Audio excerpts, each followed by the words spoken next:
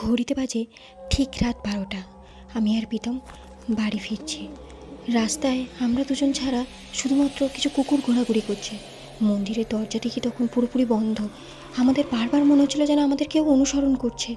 তাড়াতাড়ি করে আমরা বাড়ির রাস্তায় ঢুকে পড়ি। বাড়ির সামনে দেখি কালী আমাদের জন্য অপেক্ষা করছিল। কালীকে দেখে আমরা দুজনে যেন মনে একটু সাহস পেলাম। কিন্তু এই রান্নাঘরটা যেন বারবার আমাকে হাতছানি দিয়ে ডাকছিল, কিছু একটা বলার চেষ্টা করছিল আমাকে, কিন্তু ওদের ভাষা আমি কিছুই বুঝতে পারছিলাম না। তারপর উপরে এসে দেখি আমার সাধের তুলসী গাছটা আর বেঁচে নেই। এটা দেখার পরে মনটা খুব খারাপ হয়ে গেল। সারা রাতটাই আর ঘুমোতে পারলাম না। তারপর শুরু হয়ে গেল সকালবেলার সেই একঘেয়েমি ডেলি রুটিন। হাই হ্যালো নমস্কার, আমি প্রিয়া চলে এসেছি আর একটা নতুন গল্প নিয়ে। দেখো তো, মাত্র একটা সপ্তাহের জন্য বাড়ি গেছি, তাতেই বাড়িঘরের কি অবস্থা বানিয়ে রেখেছে। তাহলে যদি আমি 1 মাসের জন্য বা 1 বছরের জন্য যাই, তাহলে বাড়িঘর তোর কেমন অবস্থা হয়ে থাকবে।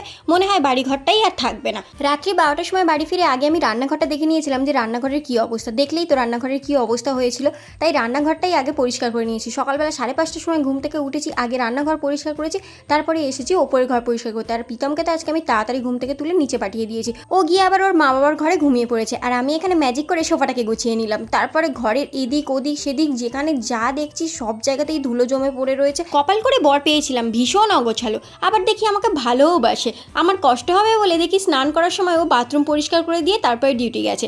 এটা হলো আমার শ্বশুর শাশুড়ির ঘর, আর এখানে বসেই প্রীতম রোজ টিভি দেখতে দেখতে চা খায়। কিন্তু আমি খাচ্ছি লেবুর জল, আর লেবুর জলে আমি এতটাই নুন দিয়ে ফেলেছি যে নিজেই ঘিরতে পারছি না। তোমরা কি ভাবলে আমার সব কাজ শেষ হয়ে গেছে সেই জন্য বসে লেবুর জল খাচ্ছি? মোটেই না, এখনো কত কাজ বাকি আছে জানো। বাসন মাজা, কাপড় কাচা, কত কাজ। সমস্ত কাজ করার পরে তবে একটু রেস্ট পাবো। হাউস ওয়াইফ হওয়া কতটা যে চাপে সেটা আমি এখন হাড়ে হাড়ে টের পাচ্ছি। ছেড়ে দেমা, কেঁদে বাঁচি অবস্থা হয়েছে আমার এখন। টাটা।